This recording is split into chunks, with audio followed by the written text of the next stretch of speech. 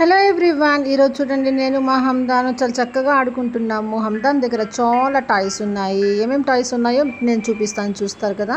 ఈ టాయ్స్ అన్నీ 1 బై 1 ఇప్పుడు నేను మీకు చూపిస్తాను. దాంతోపాటు ఒక మంచి విషయం కూడా చెప్తాను. నేను మీకు మీ ఇంట్లో కనుక హమ్దాన్ లాంటి ఏజ్ పిల్లలు ఉన్నారంటే మాత్రం తప్పకుండా చూడండి ఈ వీడియో. ఈ రోజుల్లో ఈ ఏజ్ పిల్లలు అయితే మొబైల్కి చాలా అడిక్ట్ అయిపోవడం చూస్తుంటాము. వాళ్ళైతే అసలు మొబైల్ వదలకుండా పొద్దున్న నుంచి సాయంత్రం దాకా దాన్నే పట్టుకుని ఉంటారు. ఇందులో పాపం వాళ్ళ తప్పైతే అస్సలు లేదు. దానికి 100% రెస్పాన్సిబుల్ పర్సన్స్ అయితే మనమే. ఎందుకంటే వాళ్ళకి మొబైల్ అంటేనే తెలియని ఏజ్లో మనం వాళ్ళ ఎదురుగా కూర్చునేసి మొబైల్లోనే చాలా టైం స్పెండ్ చేస్తూ ఉంటాము. సో మనల్ని అబ్జర్వ్ చేయడం వల్లనే వాళ్ళు అలా అడిక్టెడ్ స్టేజ్కి అయితే రీచ్ అయిపోతారనమాట. సో మొత్తానికైతే అడిక్టెడ్ స్టేజ్లో ఉండే పిల్లల నుంచి మనం ఆ అడిక్షన్ని దూరం చేయాలంటే కొన్ని టిప్స్ అయితే చెప్తాను నేను.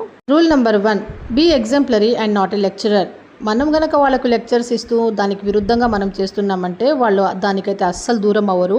ఇక point number 2, don't prohibit but inhibit. అంటే ప్రొహిబిషన్ అంటే పూర్తిగా వాళ్ళకి లేకుండా చేయకూడదు. అలా చేయడం వల్ల వాళ్ళకి మన మీద నెగిటివ్ యాటిట్యూడ్ అయితే డెవలప్ అవుతుంది. అందుకే మనం ఏం చేయాలంటే ఇన్హిబిట్ చేస్తూ రావాలి. అంటే కొద్ది టైం మాత్రం ఇస్తూ మిగతా టైం అంతా వాళ్ళకి మొబైల్ కనిపించకుండా హైడ్ చేసేయాలి. ఇక పాయింట్ నెంబర్ 3, ఒక్కసారిగా మనము వాళ్ళని అంత కలర్ఫుల్ స్క్రీన్ నుంచి దూరం చేసాం కనుక కొంచెం వాళ్ళు అప్సెట్గా ఉంటారు. అందుకే దాని నుంచి ఓవర్కమ్ అవ్వాలంటే వాళ్ళకి ఇంకా కలర్ఫుల్ టాయ్స్ ఇచ్చి వాళ్ళ యొక్క సెన్సరీ మోటార్ యాక్టివిటీస్ ఎంగేజ్ అయ్యేలాగా మనం చేయాలి. ఇక అన్నిటికంటే ఇంపార్టెంట్ పాయింట్, ఎన్ని కలర్ఫుల్ టాయ్స్ ఉన్నా కానీ వాళ్ళు కోరుకునేది మాత్రం లివింగ్ టాయ్. అది మనమే అవుతాము.